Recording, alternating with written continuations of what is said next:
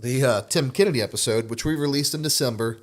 But that was a unique one because a lot of people disliked Tim, but no one really knew why. It was like almost like the Nickelback effect of, if you will, where people just hated him just because they hated him. Like, why do you hate him? Like, I don't know. I don't like the guy. And it became there's nothing wrong with that. Yeah, it became cool to not like Tim Kennedy. Like, if you're a Green Beret, like you're not allowed to like Tim Kennedy, which is weird because just like Nickelback, it was cool at the beginning when he was an MMA fighter. Everyone liked him, and then everyone stopped liking him. So I'll turn this long story a little bit short, but I've essentially ended up reading his book, and I was like, no way. Just no way. Like, those just things aren't real. Like, just and I started, and because nothing in his book made sense, I started watching interviews with him, and I'm like, this is crazy. Like, he said he battled 400 Iranian freedom fighters in a valley in Afghanistan. They were getting overrun. He's completely out of ammo. He's crawling on the ground. You know, he's trying to decide, do I need to go to dead Taliban bodies and start, not Taliban, Iranian bodies, and start picking up their weapons so I can continue to fight?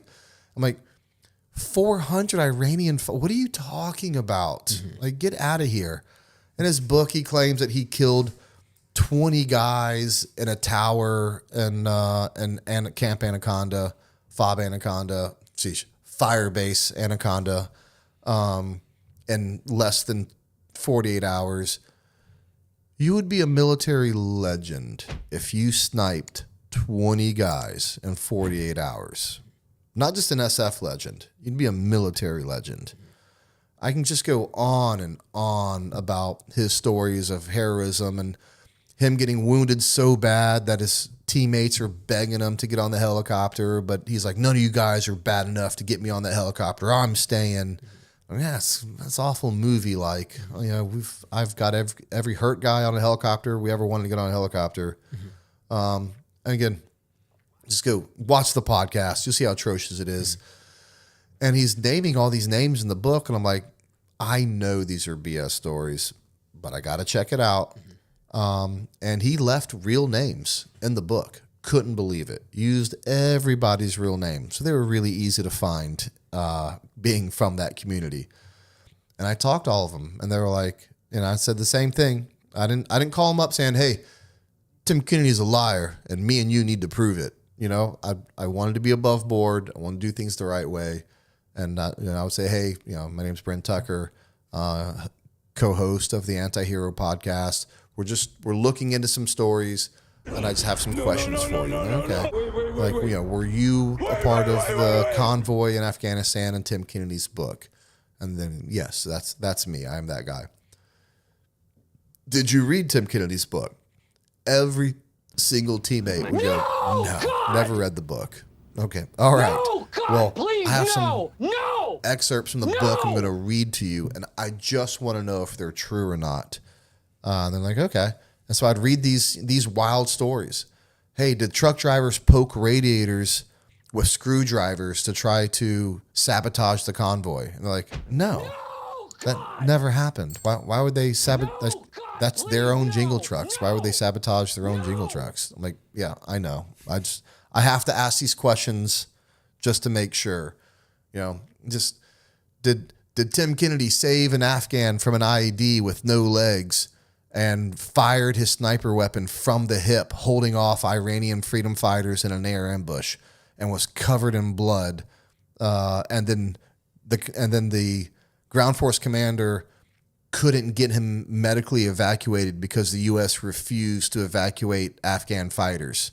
And I didn't even say, oh, by the way, I've never had that problem. I've always been able to evacuate injured Afghans. Didn't even want to insert that. Just ask the question and have them answer and go, no, none of that happened. Like, he wrote that in the book. Like, I read it from the book verbatim to you. I'm like, no, none of that happened. Just over and over and over again. Blew my mind. looked into. He said he has over 20 combat deployments. He has one to Afghanistan, one to Iraq. Technically, he has a second to Iraq, but it wasn't. And he has the Oakleaf Iraq campaign, but it wasn't a combat deployment. It was in a support role. Mm-hmm. He only has 2 combat deployments, not 20. Mm-hmm. He claims to have a Bronze Star with Valor medal. That's the most recent egregious one. That doesn't have one. A week or two ago. Claims to be hurt in combat several times, and when I looked into it, like I said, it was a several-hour podcast, so it's even hard to bring in all the bullshit into a short version. Mm-hmm. He doesn't have a Purple Heart, and has an excuse why he doesn't. So and then he's really good at playing word games, and not word games that would make sense to me and you, but word games that make sense to his base, which is civilians. And so he wrote a post that said, I earned Valor Awards for every single deployment I've ever been on. And by the way, it's just 2 separate, but he's also claimed to have been on 20 deployments. Mm-hmm. So do you have 20 Valor Awards? And I made the comment, you don't have 1 Valor Award. I have your DD-214. Mm-hmm. And he word played that and said, well, I didn't say I had a Bronze Star with Valor. I'm saying, like, my awards for service, like the write-ups for them were for valorous things I did. Which makes no sense. Makes no sense. Yeah. His apology video or his explanation video was so bad. Mm-hmm. But there's a bunch of people that believed him. All the civilians were like, okay, well, there's his answer. Yep. Okay, and another reason why we didn't come out, the civilians, you don't want to bleed over. There's my answer. Yeah. And he's like, hey, the Purple Heart, he goes, I never claimed to have had a Purple Heart. I just said I was injured, and I was. And he's like, and he goes, even though I talked to both medics on his team, all of his teammates, no one ever saw Tim hurt. In fact, they have pictures of him like the very next day on the convoy when he claims to be covered in blood and guts, looking as clean as can be. And we showed that picture, and smiling and happy. Like, and you just had a near-death experience where your buddies begged you to go on the helicopter, and in your book you said, like, your clothes can essentially stand by themselves because they're covered in your own and the enemy's blood. And there you are, looking like a nice sunny day at the range. It's embarrassing, honestly.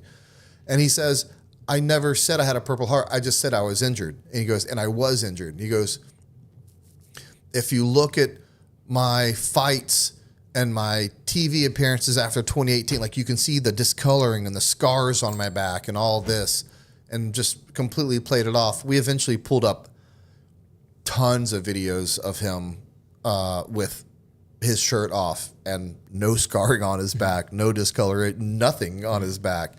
But instead of saying that, he gave us a homework assignment to check his back, and we did. So it was just the worst apology video ever. And then that started the